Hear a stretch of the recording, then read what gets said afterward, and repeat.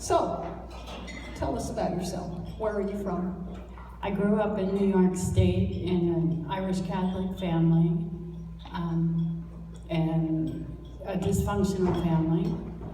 And I started using drugs at a young age. Was that to fit in? There were 6 kids in our family, and it was really busy, and it was chaotic, and I just kind of felt like I really didn't belong anywhere, and I didn't feel accepted. I didn't like myself. I didn't feel good about myself. I kind of felt like a bother, and then I had somebody I knew that was smoking, and I thought she was really cool. So I thought, wow, I'll smoke and I'll be cool. And so I did that, and then I saw the next thing was pot. So I started smoking pot. And with me, it was like a switch went off in my brain, and I became an addict very quickly. And it led into cocaine at 16, alcohol. I'd go to high school and hide liquor in my locker.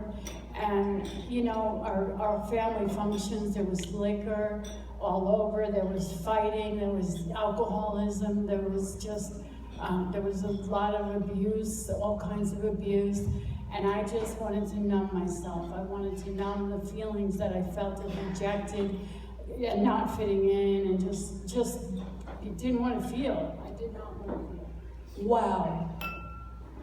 So, you're in a total disaster, and I understand you moved to Florida. What happened there? I moved to Florida with my sister and her young daughter, and we were trying to make a new start and change our lives, and we didn't really have a skill or a trade or a way to make a good living.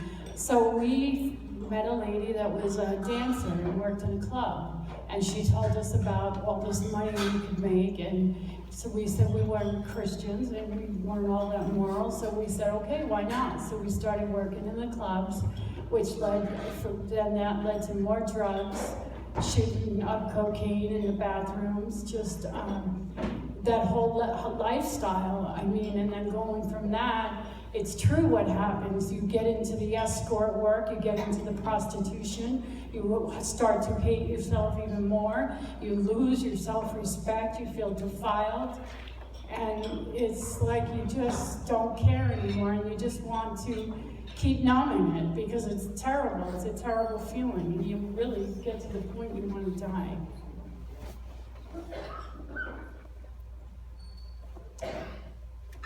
In the midst of this, you went to school, so you were what's called a functional addict.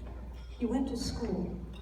The only way I was able to go to school was my parents moved down to Florida from New York. And when I was working in the clubs, I got pregnant. And I had my son, and I was 25 years old, and I was a single mom. It was a one-night stand, but I fell in love with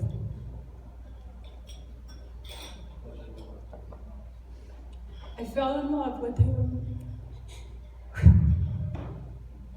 And I wanted to raise him. I wanted to be his mother. I loved him so much. And so I moved home with my parents.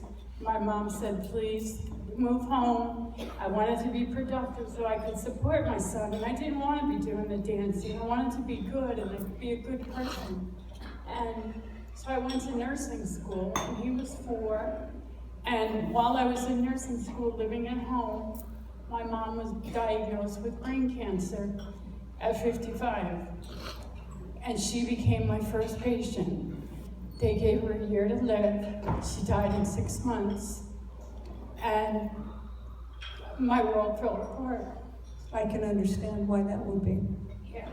And so after that happened, I did do nursing for a while, and I was still immoral, and I was raising my son, but I wasn't healthy, and it wasn't good for him. It wasn't a good environment. The addiction got worse and grew stronger, and I got pregnant again, and I gave that child to his father,